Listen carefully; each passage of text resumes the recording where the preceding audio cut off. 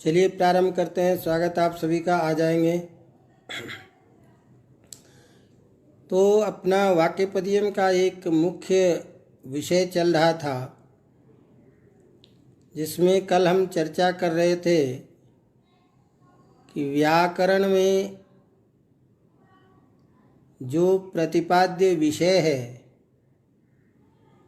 वो 8 रूप में लिए जाते हैं। 8 प्रतिपाद्य विषय है। जिन 8 प्रतिपाद्य विषयों को ध्यान में रख करके व्याकरण के द्वारा शब्दानुशासन किया जाता है, और वो 8 चीज़ों में 3 कारिकाओं के माध्यम से कल हमने प्रारंभ किया था कि अपोद्धार पदार्था ये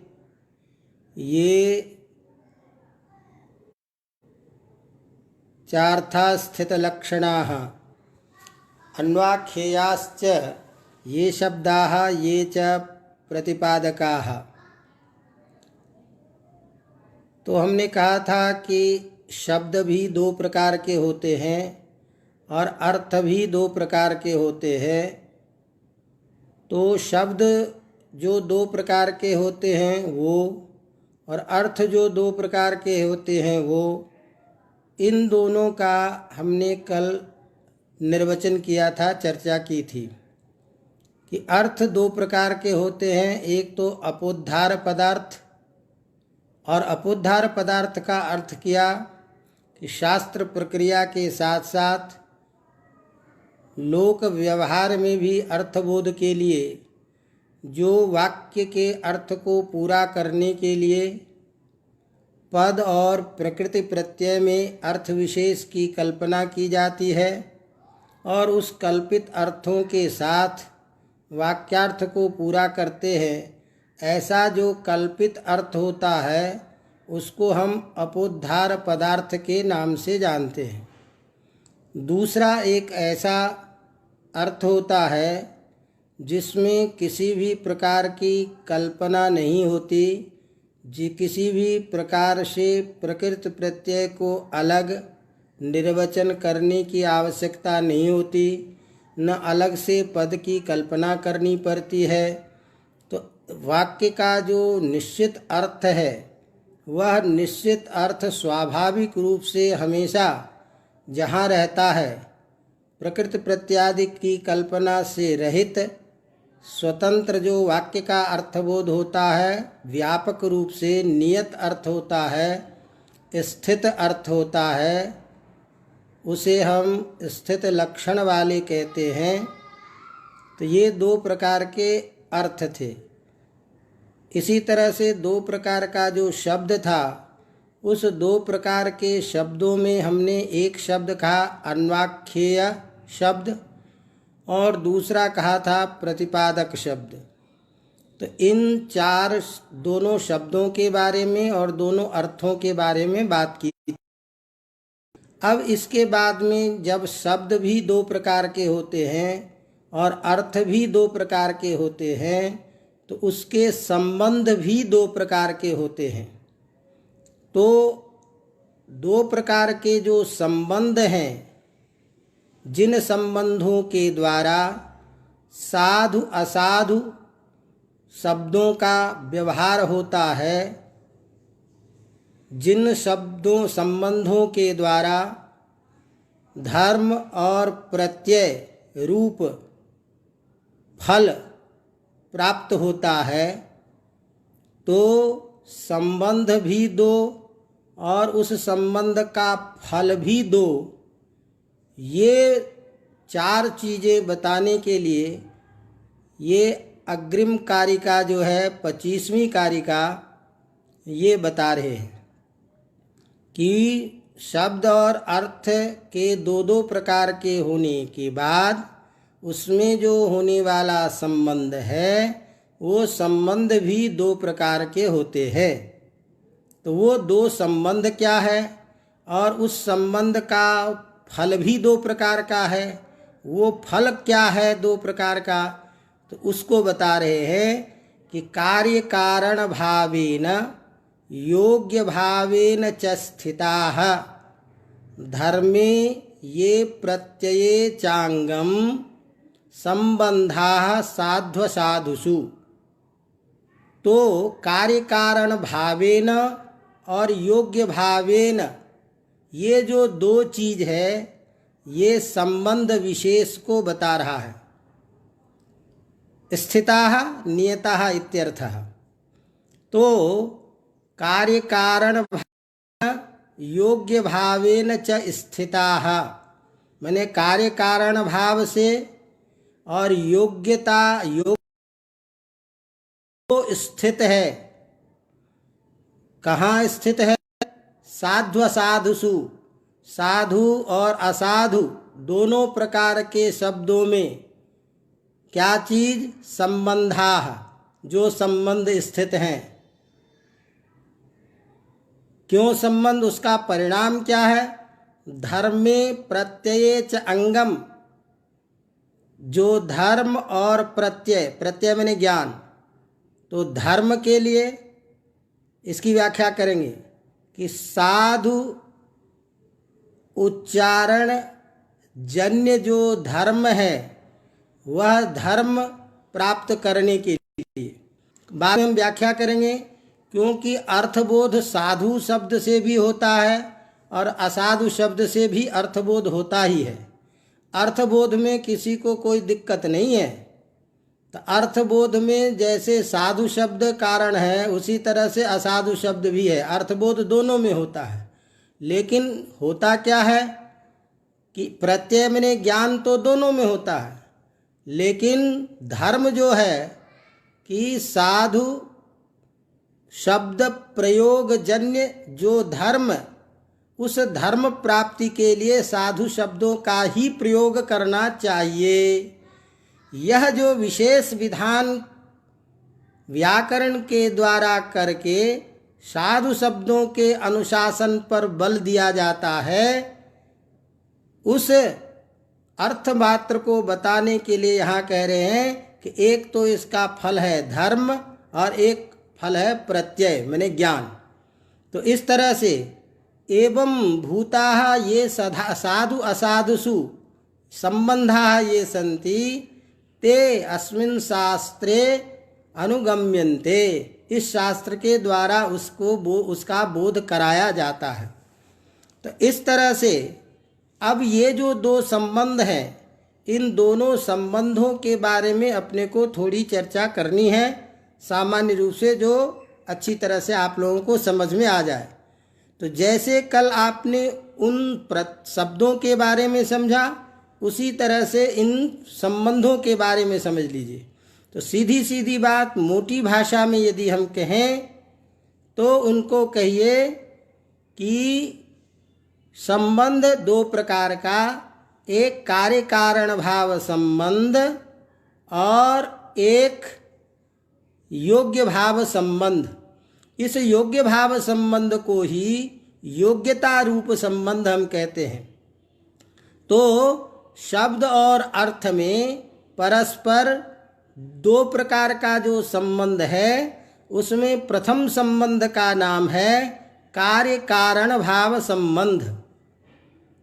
तो कार्य कारण भाव संबंध है, इसको थोड़ा सा ये समझना है कि किसमें प्रतिपादित करना है संबंध, शब्द में और अर्थ में। तो शब्द के बोध करने में अर्थ भी कारण है और अर्थ के बोध करने में शब्द भी कारण है। तो दोनों परस्पर एक दूसरे के ज्ञान में कारण है। अर्थात शब्द अर्थबोध के प्रति कारण और अर्थबोध अपने उस शब्द के प्रति कारण। तो शब्द जो है अर्थ के ज्ञान में कारण है और अर्थ ज्ञान वह विवक्षावशात शब्द के प्रयोग में कारण है। इसको आप लोग इस तरह से थोड़ा सा आसान करने के लिए समझ लीजिए कि सामने में कोई चीज़ रखी हुई है तो हम कहते हैं कि देखो अयम घटः। तो इस घट शब्द का उच्चारण करके जो अर्थ विशेष सामने में रखा है उसका ज्ञान करते हैं। तो हम कहते हैं कि अयम घटः, इस घट शब्द उपस्थित जो पदार्थ है उसको बोध करा देता है। तो वह जो ज्ञान हो रहा है घट रूप पदार्थ, अर्थ वो भी ज्ञान ही है, और जो शब्द जो है वो भी ज्ञान ही है। लेकिन एक जगह हम जब अयम घटः ये बोलते हैं, इससे सामने में उस चीज़ का बोध होता है। अब मान लीजिए कि किसी ने घट को देख करके कहा कि ये क्या चीज़ है, पदार्थ को देख करके, तो उसको भी हम बोलते हैं अयम घटः। तो जब अर्थ था तो अर्थ क्या किया, उस शब्द को उपस्थापित कर दिया, घट शब्द को, और घट शब्द क्या करता है, उस अर्थ को उपस्थापित करता है। तो घट भी जो है वह शब्द भी ज्ञान रूप ही है, और अर्थ जो है वो भी ज्ञान रूप ही है। अब ध्यान रखिएगा, यहाँ से कुछ गंभीर मामला चलेगा। आप मोटे तौर पर एक चीज़ समझ लीजिए कि ज्ञान ही शब्द के आकार में आता है, और वही शब्द के आकार में आकर के उच्चारण इंद्रिय के द्वारा बाहर निकल करके दूसरे को बोध होता है। तो दूसरा जो बोध करता है उस शब्द के आधार पर ज्ञान करता है। तो वह ज्ञान रूप जो शब्द और अर्थ दोनों एक साथ है हमारे पास, तो शब्द भी ज्ञान है और अर्थ भी ज्ञान है। तो इस चीज़ को पहले ध्यान में रखिए।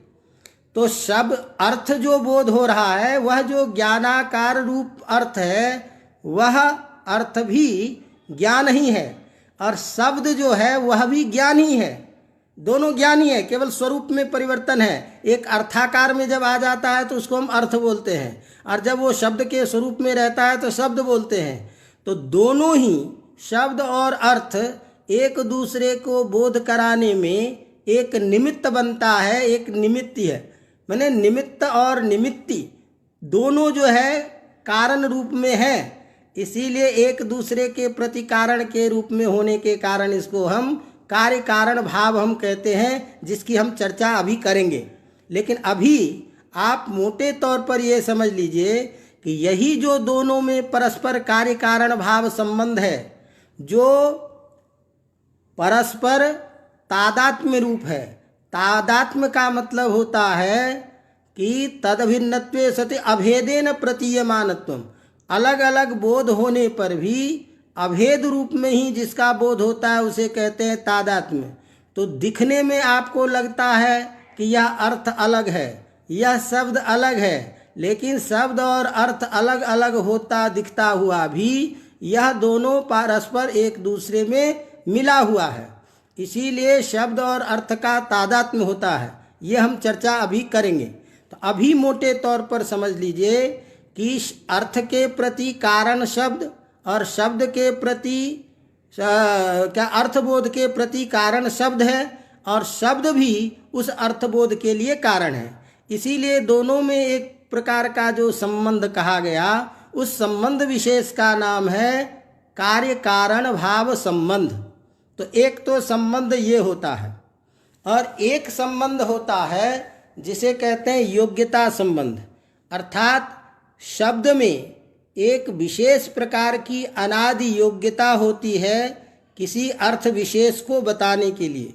तो जिस अर्थ विशेष को बताने की उसमें योग्यता होती है वह उसी अर्थ को बताता है।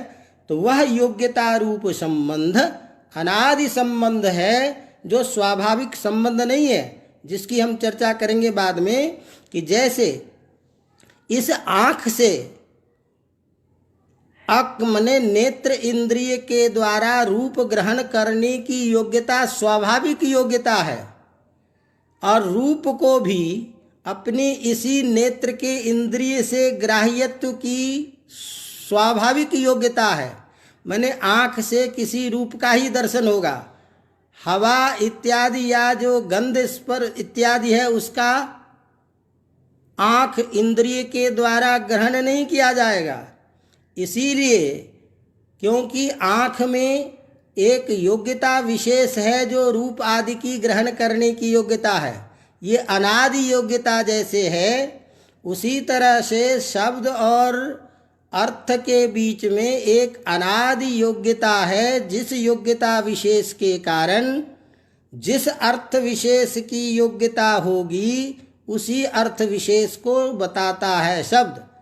तो अस्मिन् अर्थे अयम शब्दः योग्यः, इस अर्थ को बताने की योग्यता इसमें है।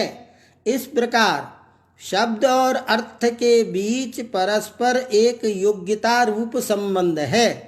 तो दो प्रकार के संबंध होते हैं, एक कार्य कारण भाव संबंध और एक योग्य भाव संबंध, जिसको योग्यता रूप संबंध हम कहते हैं। ये संबंध दो प्रकार के। अब थोड़ा सा इस चीज को, कार्य कारण भाव को आप थोड़ा सा अच्छी तरह से समझ लीजिए। अब क्या होता है कि शब्द, अर्थ और ज्ञान, ये तीनों जो है इसका व्यवहार एक रूप में होता है। अर्थात ज्ञान ही शब्द रूप में भी है, ज्ञान भी ही अर्थ रूप में है, और वही ज्ञान ही है अपने रूप में। तो ज्ञान, अर्थ और शब्द ये तीनों एक ही चीज है।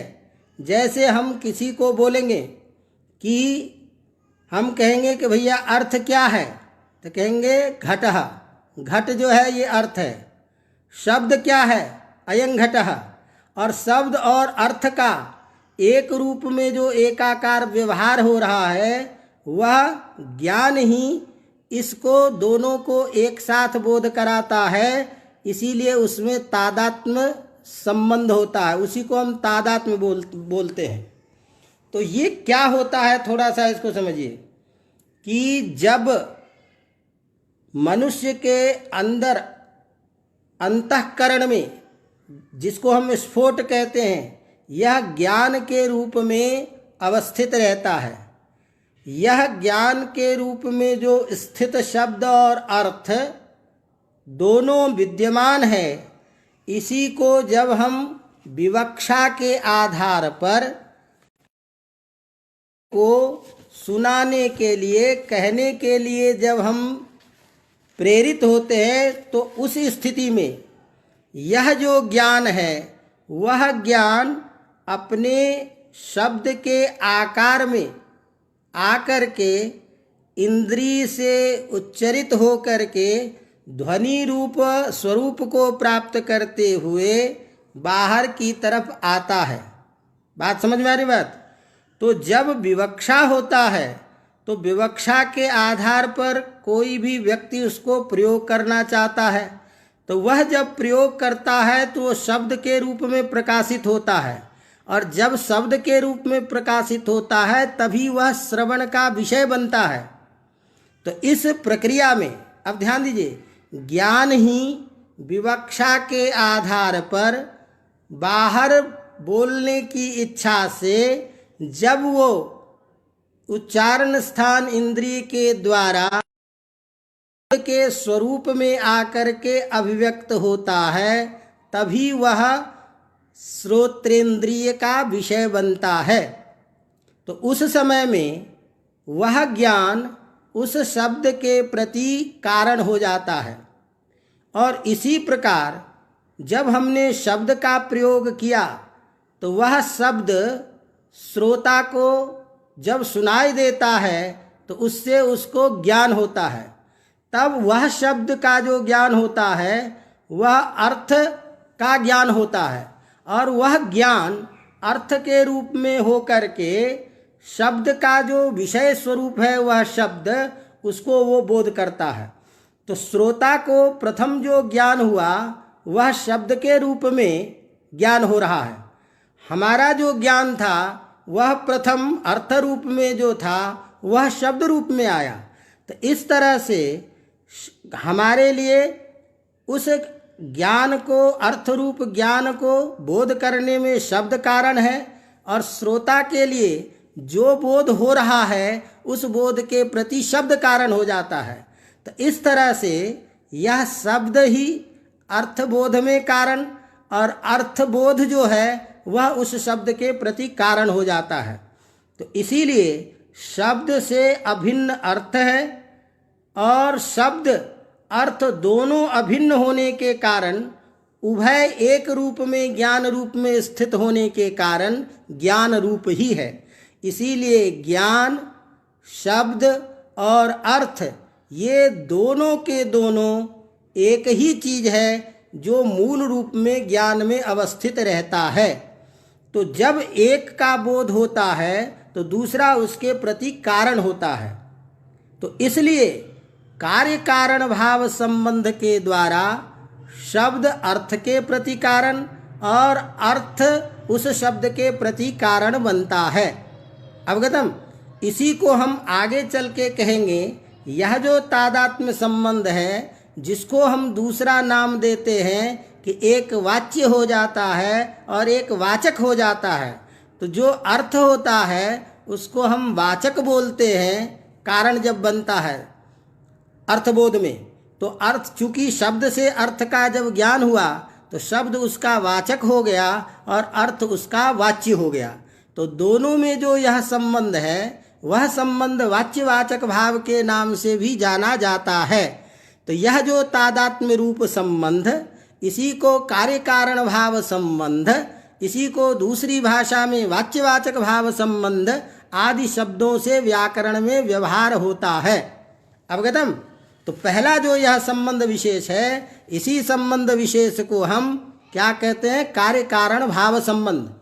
यह जो संबंध है, यह संबंध के द्वारा कोई भी शब्द होगा तो उसका अर्थ होगा, चाहे वो साधु शब्द रहे चाहे असाधु शब्द रहे।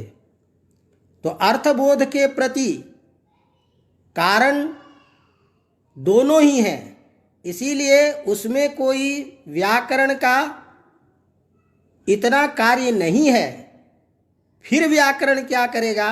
तो उसकी बात करेंगे कि व्याकरण ये कहेगा कि साधु शब्द के प्रयोग के द्वारा आपको साधु शब्द जन्य जो धर्म है, उस धर्म प्राप्ति के लिए साधु शब्दों का ही प्रयोग करना चाहिए।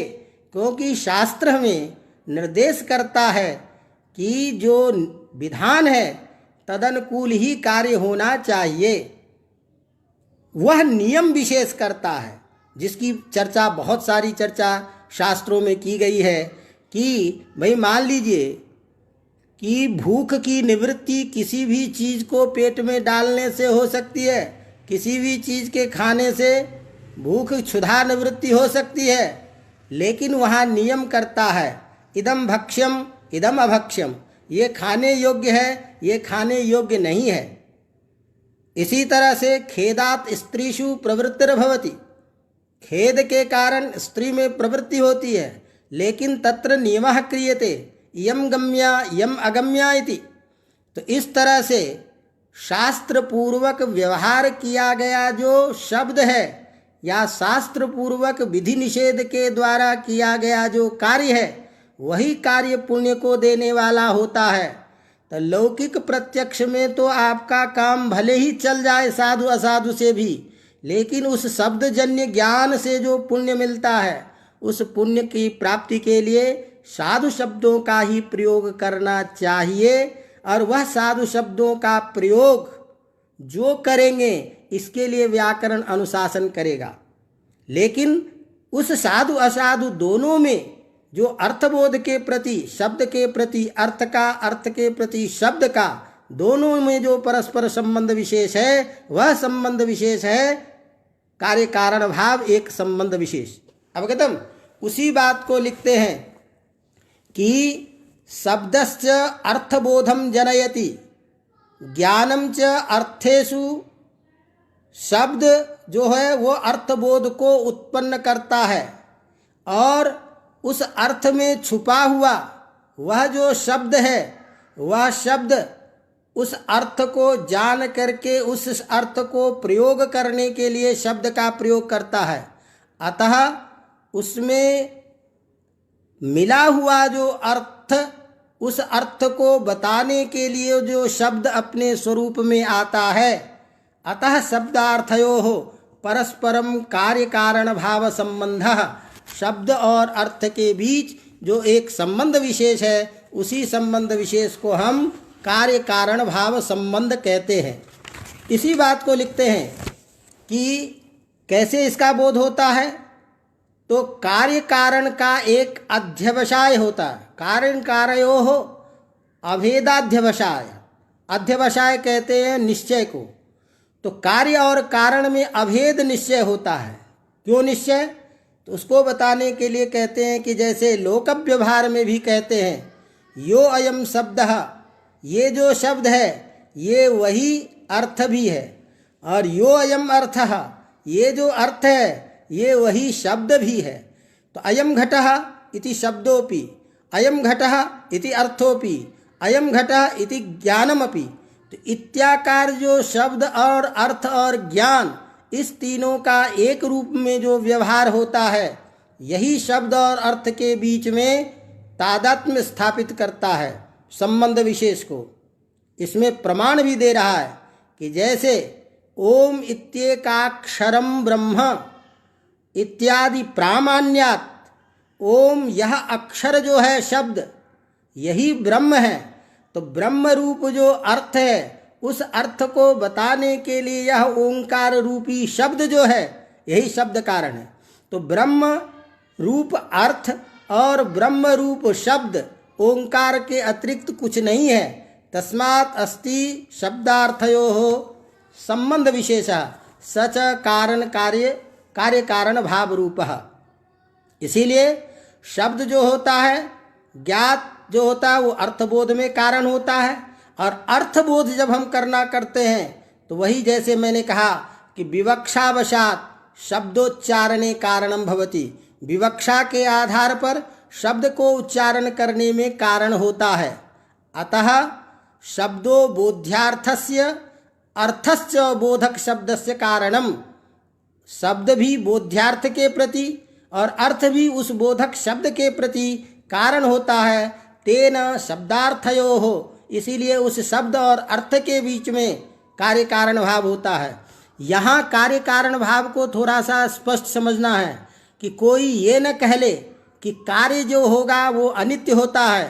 तो यद यद कार्यम तत्तद अनित्यम तरी एकम च कारणम। और कारण का मतलब भी ये मत समझ लीजिए जो हमारे यहाँ प्रसिद्ध है कारण, यद कार्य नियत पूर्ववृत्तित्वम कारणत्वम, वह कारण रूप कारण यहाँ नहीं है। अर्थात क्योंकि शब्द भी पहले से है और अर्थ भी पहले से ही है, तो किसी में पूर्वापरी भाव का बोध यहाँ नहीं है। ये एक विलक्षण बात है। इसीलिए ये नहीं कहें कि कार्य के तुरंत अव्यभित पूर्व में जो नियत भावी है, ऐसा जो कारण, वह कारण यहाँ नहीं लिया जा रहा। केवल यहाँ निमित्त निमित्ति भाव है। और निमित्त निमित्ति भाव में दोनों में अभिन्न रहता हुआ ही जब एक दूसरे को बोध के प्रति बोध करने की विवक्षा से उच्चरित होता है, तब अर्थ के प्रति शब्द और उस ज्ञान के प्रति वह शब्द कारण होता है। इसीलिए कार्य कारण भाव दोनों जो नित्य पदार्थ हमेशा से विद्यमान है, उसी में आपस में ये निमित्त नैमित्तिक भाव में लिया जाता है। ये कार्य नियत पूर्ववृत्तित्वम कारणत्वम वाला कार्य कारण भाव नहीं है। इसीलिए यह कार्य रूप केवल शब्द का प्रयोग है निमित्त नैमित्तिक रूप में।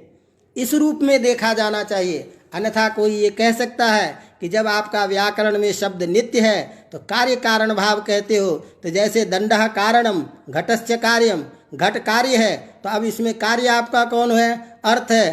तो यदि अर्थ कार्य है तो अर्थ अनित्य हो गया। नहीं, ऐसा अर्थ नहीं, ये कार्य रूप नहीं है हमारा। तस्मात् परस्पर बोध्य बोधक भाव, परस्पर निमित्त निमित्ति, ये जो दोनों रूप है, उन रूप में यह तादात्म्य रूप में अवस्थित हमेशा रहता है और एक दूसरे के प्रतिबोध में कारण बनता है। अवगतम? तो इसीलिए यह एक कारण विशेष, जिसको व्याकरण वाले आगे चल करके इसी को वाच्यवाचक भाव संबंध का नाम व्यवहार देते हैं। इसी को कहता है तादात्म्य संबंध सच वाच्यवाचक भावा पर पर्यायः। ये बात नागेश भट्ट लघु मंजूषादि ग्रंथ में बताते हैं। तो एक तो ये संबंध। दूसरा जो संबंध हमने बताया वह संबंध क्या है? योग्यता रूप संबंध। तो जैसे मैंने कहा, इसी को वहाँ कौंड भट्ट भूषण सार आदि में कहते हैं इंद्रियाणाम स्वविशेषु अनादिर योग्यता यथा। जैसे इंद्रियों का अपने विषयों के प्रति ग्रहण करने में एक योग्यता विशेष होती है, और वो योग्यता क्या है? अनादि योग्यता। जैसे हमने कहा कि इंद्रिय जो है अपने अर्थ को पकड़ने में जो उसकी क्षमता है, योग्यता है, वो उसको कोई सिखाता नहीं है। आँख को किसी ने रूप को देखना सिखाया नहीं है, नाक को सूंघना किसी ने सिखाया नहीं है, इंद्रिय को, त्वग इंद्रिय को स्पर्श करके ज्ञान कराना कोई सिखाया नहीं है। इसमें ये अनादि योग्यता स्वतः से ही प्राप्त है। इसीलिए जैसे नेत्र में रूप ग्रहण की ही योग्यता है, रसादि ग्रहण की योग्यता नहीं है। अनादि परंपरा से रूप में चक्षुर के द्वारा ग्राह्यत्व ही योग्यता है, रसना आदि के द्वारा इंद्रिय ग्राह्य योग्यता नहीं है, घ्राणेन्द्रिय के द्वारा रूप का। तो जैसे नियत योग्यता इंद्रियों का विषय में है, उसी तरह से शब्द में और अर्थ में, तो शब्द में अर्थ ग्रहण की योग्यता और अर्थ में शब्द ग्राह्यत्व की योग्यता, ये अनादि योग्यता है। ये किसी के द्वारा बोध्य नहीं है, किसी के द्वारा कृत योग्यता नहीं है, बनाई गई योग्यता नहीं है।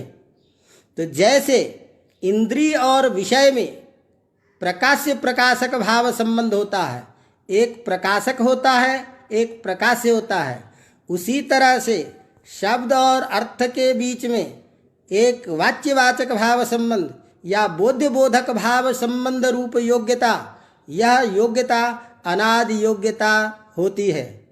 अब ये अनादि योग्यता रूप संबंध, कार्य कारण भाव रूप संबंध, ये दोनों ही प्रकार के संबंध सिद्ध हैं दोनों शब्दों में, साधु शब्दों में भी और असाधु शब्दों में भी, माने अपभ्रंश में भी और जो हमारे शुद्ध शब्द है उसमें भी। लेकिन अर्थबोधकता दोनों में होने पर भी, तो इन दोनों संबंधों के द्वारा एक तो अर्थबोध होता है, तो फल है क्या? प्रत्यय, अर्थबोध रूप। दूसरा इसमें क्या कहा फल? कि धर्म, कि पुण्य, धर्मे नाम पुण्य, अंगम भवति कारणम भवति। तो जैसे हमने अभी आपको कहा कि शास्त्र हमें नियमित करता है, एक नियम करता है कि साधु प्रयोग करने से एकः गौः एव यदि गौः प्रयुज्यते स एव कामदुग् भवति, एकः शब्दः सम्यक् ज्ञातः सुप्रयुक्तः स्वर्गे लोके च कामदुग् भवति इत्यादि जो व्यवहार है, यह व्यवहार हमें बताता है कि भाई अर्थबोध तो हो जाएगा साधु असाधु से, लेकिन गौः यदि गौः इत्येव उच्चार्यते तदा एव सा कामदुग् भवति, तभी वह पुण्य को देने वाला होता है। अतः पुण्य को प्राप्त करने के लिए साधु शब्दों का ही प्रयोग हमें करना चाहिए। तो व्याकरण इस तरह से साधु शब्दों का अन्वाख्यान करके उसे हमें धर्म प्राप्ति की ओर ले जाता है। इसलिए व्याकरण के द्वारा उस शब्दानुशासन का किया जाना प्रयोजन है। अवगतम? तो इस तरह से इस कारिका के द्वारा कहा कि कार्य कारण भावेन योग्य भावेन च स्थिताः धर्मे ये प्रत्यय चांगम, अंगम मने कारणम, साधु असाधुषु। अब ये जब आठों प्रकार के चीजें आपके पास आ गई, शब्द अर्थ दो, अर्थ कौन कौन? अपोद्धार पदार्थ, स्थित लक्षण। शब्द कौन? शब्द दो, एक अन्वाख्य और एक प्रतिपादक। संबंध दो, कार्य कारण भाव और योग्यता रूप। संबंध का फल दो, कौन? एक धर्म और एक प्रत्यय, अर्थबोध। ये 8 चीजें हैं जो व्याकरण के द्वारा अनुशासित किए जाते हैं, इसीलिए ये व्याकरण के 8 विषय कहे जाते हैं। लेकिन इन 8 विषयों में ध्यान दीजिए, मुख्य रूप से जो व्याकरण काम करता है वह काम केवल 2 रूपों में करता है। एक तो क्योंकि अखंड जब वाक्यार्थ बोध है तो अखंड वाक्यार्थ बोध ही कराना हमारा अभिष्ट है, तो ऐसे अखंड बोध वाक्यार्थ को बोध करने के लिए जो पदों की कल्पना करके, प्रकृत प्रत्ययों की कल्पना करके अर्थबोध कराया जाता है, उसी के लिए व्याकरण प्रवृत्त हो रहा है। इसका मतलब पहला जो आपका अपोद्धार पदार्थ है, जो वाक्यार्थ को पूरा करने के लिए ऋषियों के द्वारा उस वाक्य को समझाने के लिए पदों की कल्पना की गई, प्रकृत प्रत्यय की कल्पना की गई, इसके अन्वाख्यान के लिए व्याकरण आवश्यक है। तो एक तो वो, और दूसरा जो आपको हमने शब्द के विषय में कहा, अन्वाख्येय शब्द। यह जो अन्वाख्येय शब्द है, जिसका हम अन्वाख्यान करते हैं बाद में, अनुपश्चाद आख्यानम कथनम, अर्थात वाक्यस्य अर्थबोधाय पदानाम पृथक पृथक निर्वचनम। तो यह जो अन्वाख्येय शब्द है और अपोद्धार अर्थ है वाक्य का, इन दोनों चीज़ों के लिए ही मुख्य रूप से व्याकरण कार्य करता है। तो इन 8 विषयों के रहते हुए भी प्रतिपाद्य यद्यपि ये सभी हैं, लेकिन सभी विषयों में ये जो मुख्य 2 चीज़ हैं, कौन कौन? अपोद्धार पदार्थ और अन्वाख्येय विषय। इन दोनों में ही व्याकरण का काम मुख्य रूप से किया जाता है। कैसे किया जाता? तो उसकी बात तीसरी कारिका से कहते हैं। ते लिंगैश्च स्वशब्दैश्च शास्त्रे अस्मिन् उपवर्णिताः। उन पदों का व्याख्यान लिंगों के द्वारा, लिंग के द्वारा अर्थात तत्तद नियम के द्वारा। बात समझ में आ रही बात? तो हमारा जो प्रकृत प्रत्यय आदि के अर्थ की कल्पना करके जो वाक्यार्थ बोध कराया जाता, वो कैसे कराया जाता? लिंग के द्वारा, नियम के द्वारा, पहचान के द्वारा, प्रमाण के द्वारा। एक तो इससे, और वो दूसरा स्वशब्दैश्च, डायरेक्ट किसी शब्द के द्वारा विधान करके। 2 तरीकों से हमें अपोद्धार पदार्थ का ज्ञान कराया जाता है, अन्वाख्यों का ज्ञान कराया जाता है, विभिन्न लिंगों के आधार पर या साक्षात शब्द का प्रयोग करके। जैसे उदाहरण के तौर पर एक छोटा सा उदाहरण लें। हमको भवती ये बताना है। इस भवती शब्द को बताने के लिए हमने कहा कि यहाँ भू प्रकृति है, ती जो है वर्तमान काल में कर्ता अर्थ को बताने के लिए है।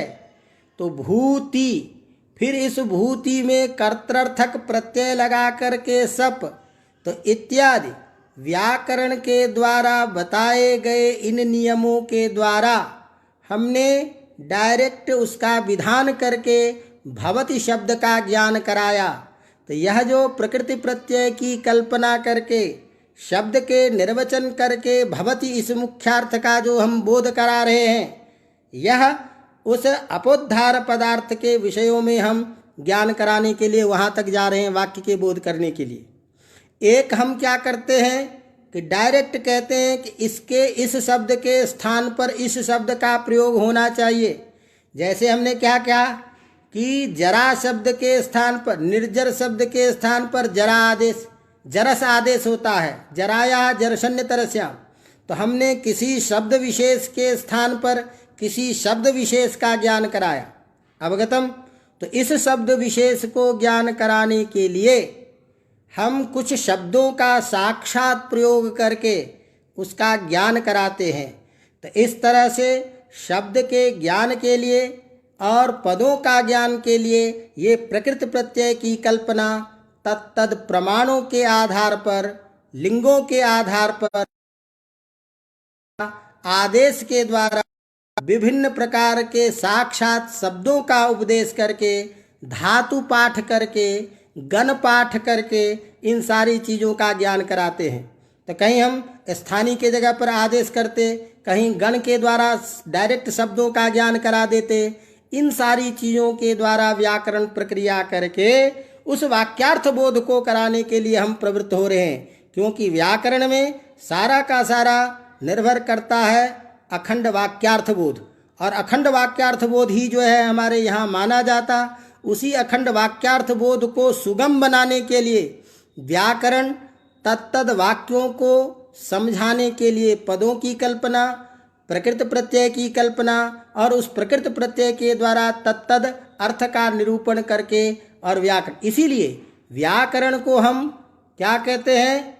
पदशास्त्रज्ञ कहते हैं, पदशास्त्र कहते हैं, क्योंकि ये पद का निरूपण करता है।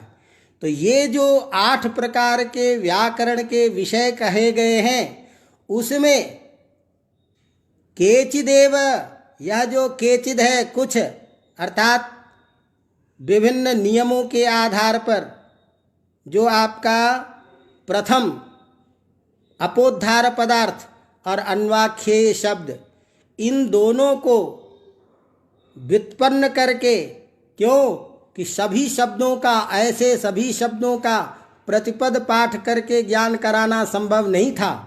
तो जैसे आप महाभाष्य के प्रथम अन्निक में पढ़ते हैं तो वहाँ प्रथम अन्निक में लिखता है कि प्रतिपद पाठ संभव नहीं है। ब्रह्मा बृहस्पतये प्रोवाच बृहस्पतिश्च इंद्रा इंद्रस्य देता दिव्यं वर्षसहस्रम अध्ययन काल तथापि नान्तं जगामः तर्हि कथम व्याकरणं प्रवृत्तमिदं तर्हि उत्सर्गापवाद न्यायेन।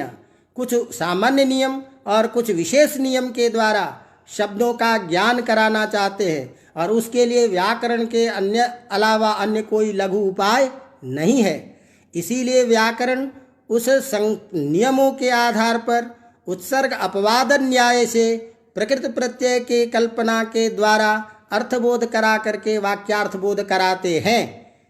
अतः व्याकरण शास्त्र की उपयोगिता है उस वाक्यार्थ बोध कराने के लिए पदों का अन्वाख्यान करना, पदों के अन्वाख्यान के लिए प्रकृत प्रत्यय के द्वारा निर्वचन करके उस वाक्यार्थ को पूरा करना।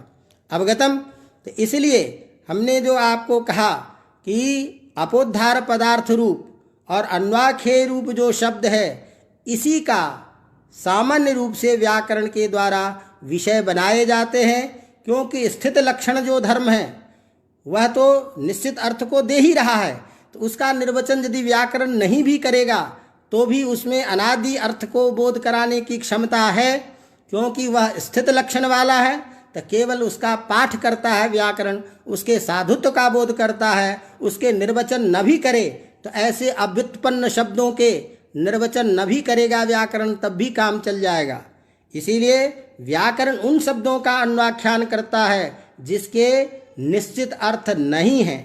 तो निश्चित अर्थ जो नहीं है उसके अर्थबोध को ज्ञान कराने के लिए प्रकृत प्रत्यय की कल्पना करके और उसकी साधुता का व्युत्पादन करते हैं। इसीलिए इन 8 विषयों में से ये 2 विषय जो हैं इसके लिए व्याकरण साक्षात प्रवृत्त होता है। तो कौन कौन? अपोद्धार पदार्थ और अन्वाख्येय शब्द, इसी के प्रतिपादक जो सारे शास्त्र हैं, इस तरह से व्याकरण की प्रक्रिया चलती है। तो इस प्रकार अब आपको कोई पूछे कि व्याकरण में मुख्य रूप से किस चीज़ का कार्य किया जाता है, व्याकरण का विषय क्या है, तो विषय तो ये है 8 प्रकार से इन सभी चीज़ों का ज्ञान कराना। लेकिन इन सभी विषयों में मुख्य रूप से जो वाक्यार्थ को पूरा करने के लिए प्रकृत प्रत्यय पदों की कल्पना करके शब्द का साधुत्व ज्ञान कराना ही व्याकरण का मुख्य विषय है। अवगतम? इसीलिए व्याकरण शास्त्र की उपयोगिता भी इसके द्वारा बता रहे हैं, व्याकरण शास्त्र का क्षेत्र भी बता रहे हैं, और व्याकरण शास्त्र की व्यापकता भी बता रहे हैं। ये सारी बातें इन 3 कारिकाओं के द्वारा बता करके फिर व्याकरण के जो मुख्य सिद्धांत है उसके तरफ आगे बढ़ेंगे। तो ये एक प्रसंग आज यहाँ संपन्न होता है। अब हम आगे आप लोग भी देख के आइएगा, क्योंकि अब जो आगे का कुछ प्रसंग है वह बहुत विचारणीय और प्रसिद्ध कि शब्द कितने प्रकार के होते हैं। तो 2 प्रकार के शब्द, फिर आपका ध्वनि क्या है, ध्वनि और कितने प्रकार के होते हैं, ये जो वाक्यार्थ के बोध है कि ध्वनि में और शब्द में क्या अंतर, ध्वनि है तो कौन सा है, प्राकृत ध्वनि किसे कहते हैं, वैकृत ध्वनि किसे कहते हैं, शब्दों का 2 रूप कौन कौन सा है, ये सारे जो प्रधान विषय है इसकी चर्चा आगे होगी। तो इस तरह से व्याकरण के प्रतिपाद्य विषय को इस 3 कारिका में कहा गया। चूँकि एक प्रसंग समाप्त हो रहा है इसलिए इसको आगे हम नहीं ले चलेंगे और यहीं पर मैं इसको विराम देते हैं। और आप लोग अपनी प्रतिक्रिया जरूर देते रहिए ताकि ऐसा न मुझे हो कि भाई विषय चूँकि जो गंभीर है, कहीं ऐसा न हो कि आप लोग कहने के बजाय चुपचाप सुन रहे हो, चाहे समझ में आ रहा हो नहीं आ रहा हो, तो फिर इसका कोई अर्थ नहीं रह जाएगा। इसीलिए यदि कोई और सरल करने की बात हो तो उसकी भी देखेंगे या और कोई अन्य प्रक्रिया अपनाने की बात होगी, लेकिन सबका मूल तात्पर्य है कि आप लोगों को विषय का बोध स्पष्ट होना चाहिए। तो इसका उल्लेख आप सब करते रहिएगा और इसको आगे बढ़ाते रहिए। सब्सक्राइब कीजिए ताकि अधिक से अधिक तक लोगों तक जाए, जिससे इस विषय की व्यापकता भी हो और लोगों की इसमें प्रतिक्रिया भी आए। मुझे आज तक इसमें कोई ऐसी प्रतिक्रिया नहीं दिखी जिसके कारण मुझे इसको खूब और देखना पड़े या लोग कहे कि ये कुछ गलत हो रहा है, यहाँ ऐसा होना चाहिए। तो इस तरह से भी प्रतिक्रिया आनी चाहिए जहाँ कमी वाली बात है। ये नहीं कि ठीक है गुरुजी प्रणाम, बहुत अच्छा, बहुत शोभनम, सम्यक अवगतम, ये सब तो वैसे भी बहुत लोग कह देते हैं प्रसन्न रखने के लिए। तो इसकी ज़रूरत इतनी भी नहीं है जितनी ज़रूरत है कि आप लोगों को जो वस्तुस्थित आवश्यक है वो चीज़ें होनी चाहिए। तो उस तरह का संकेत कीजिएगा। अब ज़्यादा लंबा व्याख्यान नहीं, यहीं पर मैं संपन्न करता हूँ। फिर आगे के पाठ के साथ में कल अपने निश्चित समय पर उपस्थित होंगे। आप सबको बहुत बहुत बधाई, आशीर्वाद, धन्यवाद। इसी के साथ विराम लेता हूँ।